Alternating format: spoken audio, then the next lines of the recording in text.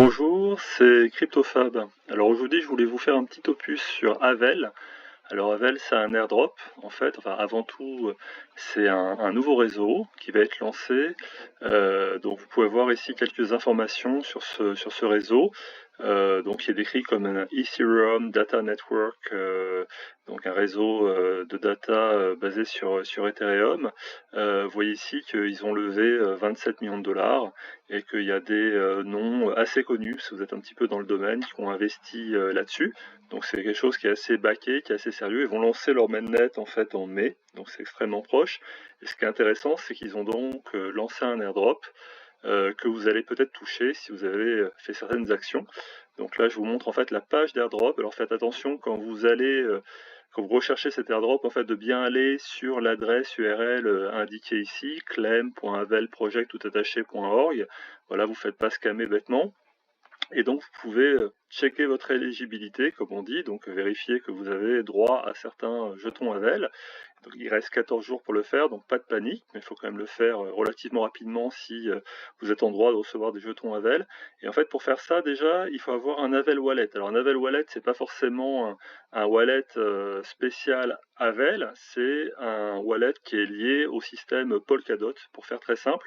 Donc moi ici, j'ai utilisé le Subwallet, qui marche assez bien, que j'aime beaucoup. Vous pouvez aussi utiliser l'extension Polkadot JS, par exemple.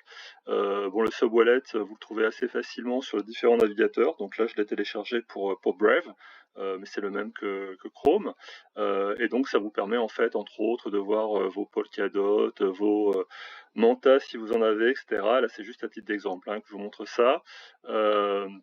Voilà, donc déjà il faut avoir un wallet Avel qui sera détaillé quand vous checkerez dessus. Alors vous verrez que moi dans mon cas en fait j'ai rien touché directement par rapport aux actions sur Polkadot parce que j'ai pas participé à Clash of Nodes, etc.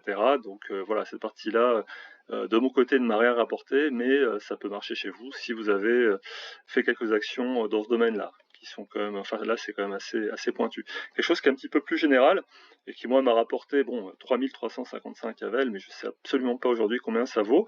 C'est tout ce que vous avez pu faire sur des Layer 2 Ethereum. Donc quand on dit Layer 2, alors dans ce cas-là c'est Arbitrum One. Arbitrum pour faire simple, Polygon ZK EVM, si vous avez joué un petit peu avec ça, donc c'est la chaîne en fait Zero Knowledge Proof EVM Ethereum Virtual Machine Compatible lancée par Polygon il y a déjà quelques mois. Tout ce que vous aurez pu faire sur Optimism, donc si vous regardez de temps en temps mes vidéos, vous verrez qu'en fait il y a pas mal de DeFi, Decentralized Finance, qu'on peut faire sur Optimism. Donc si vous avez joué là-dessus, du coup ça vous rend potentiellement éligible à Avel, et tout ce que vous avez pu éventuellement faire sur zkSync Era, pareil, un Zero Knowledge Proof, un des premiers en fait, qui a été lancé et qui lui-même devrait faire un airdrop dans quelques semaines ou quelques mois. Bon bref, on va pas s'emballer, on va déjà regarder ce qu'on peut toucher avec Avel. Donc là c'est très simple, vous connectez votre subwallet que vous avez éventuellement téléchargé avant, subwallet ou autre chose, mais un wallet compatible Avel, vous connectez votre wallet Ethereum, et donc vous checkez, et voilà, dans mon cas c'est 3355 Avel, qui tomberont en fait sur mon wallet lors du lancement du TGE, du lancement donc du mainnet Avel, donc prévu en mai. Potentiellement, si vous avez fait du développement et édité, mis sur GitHub, sur les repositories GitHub, en fait du code, vous êtes peut-être en droit aussi de recevoir de l'Avel, c'est pas mon cas. Sur Starknet, il y avait apparemment certaines actions qui pouvaient permettre de toucher de l'Avel. Bon, moi j'ai fait pas mal de choses sur Starknet, mais ça a rien donné. Voilà, donc on peut pas toujours être content quand on chase des airdrops. Twitter aussi apparemment, mais ça n'a pas marché chez moi. Donc moi, dans mon cas, c'est uniquement les Layer 2 d'Ethereum qui ont marché. Et c'est déjà ça. On verra combien ça vaut. Dans mon cas, j'en revendrai peut-être une partie, mais je pense que j'en conserverai une grande partie, puisque de mon point de vue, ça peut même être un concurrent de Celestia. Voilà, c'est un avis, mais comme c'est Data Network, un peu sur le modèle de Celestia. Je pense que ça a de l'avenir. C'est un point de vue personnel, hein, c'est pas un conseil d'investissement.